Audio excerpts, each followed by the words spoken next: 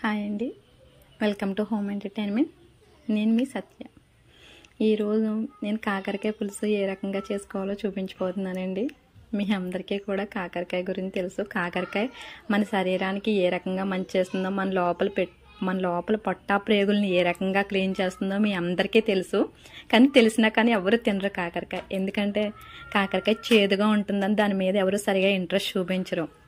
కానీ ఈరోజు కాకరకాయని తినేటప్పుడు మనకి చేదు తెలియకుండా ఏ రకంగా టేస్టీగా చేసుకోవాలో మీకు ఈరోజు చూపించబోతున్నాను. చూడండి, కాకరకాయ ముక్కల్ని ఈ రకంగా సన్నగా బాగా వాష్ చేసుకుని సన్నగా చిన్న పీసెస్ కింద కట్ చేసుకోవాలండి. వీలైతే మీరు ఇంకా చిన్న పీసెస్ కింద కట్ చేసుకోండి. ఈ రకంగా కట్ చేసుకున్న తర్వాత ఇవి ఎంత క్వాంటిటీలో ఉన్నాయో అంతే క్వాంటిటీలో ఆనియన్స్ కూడా తీసుకుని రెడీగా ఉంచుకోవాలి. ఆ తర్వాత పోపులు తీసుకోవాలండి. ముందు దీనికి పోపు పెట్టుకోవాలండి. పోపుల్లో నేను ఎప్పుడు కూడా పప్పులు తీసుకుంటాను. పప్పులతో పాటుగాని మెంతులు, వాము, జీలకర్ర, ఆవాలు, వెల్లుల్లి, కరివేపాకు తీసుకున్నాను. ఇందులో మీకు వాము గురించి ఇదివరకే చెప్పాను. వామును డైలీ మనం తీసుకోవాలని. మెంతులు ఎక్స్ట్రా టేస్ట్ని ఇస్తాయి పులుసుకి. ఈ బిర్యానీ ఆకు అయితే పూర్తిగా ఆప్షనల్ అండి. ఇది మీకు టేస్ట్ కోసం, స్మెల్ కోసం అంతే అండి. ఇది మీ ఆప్షనల్, మీ ఇష్టం. ముందుగా పోపులన్నింటినీ రకంగా దోరగా వేయించుకోవాలి. పోపులు వేగిన వెంటనే కాకరకాయలు వేసుకోవాలండి. కాకరకాయ ముక్కలు పోపులు మాత్రం దోరగా వేయించుకోండి, అప్పుడే మంచి టేస్ట్ వస్తుంది. కాకరకాయ ముక్కల్ని వేయించుకునేటప్పుడు జస్ట్ ఒక 30 సెకండ్స్ కానీ 1 మినిట్ కానీ వేయించుకుంటే సరిపోతుందండి. కాకరకాయ ముక్కల్ని ఇలా ఇవి ఒక 1 మినిట్ పాటు వేగిన తర్వాత ఇందులో వెంటనే అంతే క్వాంటిటీలో కట్ చేసి పక్కన పెట్టుకున్న ఆనియన్స్ని యాడ్ చేసుకుని రెండింటిని కూడా సిమ్లో మగ్గబెట్టుకోవాలండి. చాలా సిమ్ ఫ్లేమ్లోనే మగ్గించుకోవాలండి మీరు మొత్తం కాకరకాయ కర్రీ అంతానే. చూడండి, దీనికి ఇంతే క్వాంటిటీలో ఉన్న ఆనియన్స్ని యాడ్ చేసుకోవాలి. ఆనియన్స్ని యాడ్ చేసుకునేటప్పుడు కాకరకాయ ముక్కలు ఒక 1 మినిట్ వేగిన తర్వాత యాడ్ చేసుకోండి.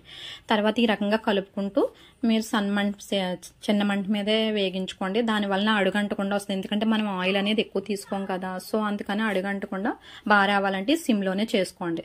ఈ కాకరకాయ మగ్గిన తర్వాత మనం మిగిలిన అన్ని యాడ్ చేసుకోవచ్చు. చూడండి, ఇక్కడ మీకు చూపిస్తున్నాను. ఈ కాకరకాయ ముక్కను ఒకటి తీసుకుని అది జస్ట్ మీకు మెత్తగా అనిపిస్తే కనుక ఇంకా మీకు కాకరకాయ మగ్గినట్టే. చూడండి, ఇక్కడ మీకు నేను చూపిస్తున్నాను. ఇలా నలిపి ఈ రకంగా కనుక కాకరకాయ మీ చేతితో ప్రెస్ చేసినప్పుడు నలిగితే అది బాగున్నట్టే అండి. చూడండి, అది ఆ రకంగా మీరు జస్ట్ ఇలా చెక్ చేసుకుని కాకరకాయని మగ్గితే కనుక అందులో చింతపండు రసం, సాల్ట్, కారం అవన్నీ యాడ్ చేసుకోండి. ఒకసారి చూసుకోండి. ఇప్పుడు మనం ఇందులోకి ఇంకోండి ఈ రకంగా మగ్గిపోయిన చూడండి. ఆనియన్స్ అవన్నీ కూడా బాగా మెత్తగా అయిపోకూడదని చూడండి. ఆయిల్ మాత్రం కంప్లీట్గా తక్కువగా ఉంది ఇందులోని. ఇప్పుడు మాత్రం ఆయిల్ యాడ్ చేసుకోకూడదండి. ఆయిల్ మొత్తం కర్రీ మొత్తం రెడీ అయిపోయిన తర్వాత యాజ్ పర్ టేస్ట్ మనం రైస్ బ్రెయిన్ ఆయిల్ కానీ లేదంటే గాన్ నూనె కానీ నెయ్యి కానీ వేసుకుంటే బాగుంటుంది. అంతేకాని ఇప్పుడు మాత్రం ఆయిల్ ఎక్కువ వేసుకోకూడదండి. నేను చెప్పాను కదా, ఉప్పు కారం అవన్నీ కూడా కాకరకాయ మగ్గిన తర్వాత వేసుకుని చింతపండు రసం కూడా ఇప్పుడే వేసుకుని మగ్గించుకోండి బాగానే. ఇందులో ఎలాంటి మసాలాలు యాడ్ చేయట్లేదండి. అల్లం వెల్లుల్లి పేస్ట్ కూడా అవసరం లేదు. అయినా సరే మనకి కాకరకాయ చేతి తెలియకుండా వస్తుంది. కానీ బెల్లం మాత్రం వేసుకోవాలని చింతపండు రసం వేసిన తర్వాత. ఇలా బెండకాయలు నేను టేస్ట్ కోసం వేసుకుంటున్నానండి. మీరు బెండకాయలు కానీ వంకాయలు కానీ ఆప్షనల్గా టమాటా కానీ ఏముంటే అవి మీకు అందుబాటులో ఉన్నాయని పులుసులో వేసుకోవడం వల్ల మీకు చేదు తెలియకుండా ఉంటుందండి పులుసు. చూడండి, ఈ రకంగా పులుసు మరిగేటప్పుడు మనం ఒకసారి కన్సిస్టెన్సీ చూసుకోవాలండి. థిక్నెస్ చూడండి, నాకు ఈ థిక్నెస్లో సరిపోద్దని అనుకుంటున్నాను. ఒకసారి టేస్ట్ చూడండి. మీకు ఇంకా లైట్గా కనుక చేదు తెలుస్తుందంటే కొంచెం బెల్లం, సాల్ట్ యాడ్ చేసుకోండి. లేదు పర్లేదు అనుకుంటే మీరు ఈ రకంగా తీసుకోండి. కన్సిస్టెన్సీ అయితే ఈ రకంగానండి. మరీ పల్చగా మాత్రం తింపకూడదండి. చిక్కగా అయ్యాక మనకే తీసుకోవాలండి. ఇప్పుడు సర్వింగ్ బౌల్లోకి ఇలా తీసుకుని మనం జస్ట్ ఇందులోకి కొత్తిమీర, బాగా తుంచుకున్న కరివేపాకు యాడ్ చేసుకుంటే ఇంకా మంచి ఫ్లేవర్ వస్తుందండి. ఇందులోకి వేసుకున్న బిర్యానీ ఆకు, ఇప్పుడు వేసుకున్న కొత్తిమీర, కరివేపాకుతో ఇది చూడండి మంచి భలే టేస్ట్ వస్తుందండి. నోరు ఊరిపోతుంది ఇలా చూస్తుంటేనే. అంత మంచి స్మెల్ వస్తుందండి కాకరకాయ పులుసు. చూసారా, ఇక్కడ మీకు చూపిస్తున్నట్టుగా మరీ పల్చగాను కాదు, అలాగని మరీ చిక్కగా కాకుండా మీడియంలో ఇలా ముక్క పులుసు కలిసి ఉండేటట్లుగానే తీసుకోండి. అప్పుడు మీకు అన్నంలో కలుపుకోవడానికి బాగుంటుంది.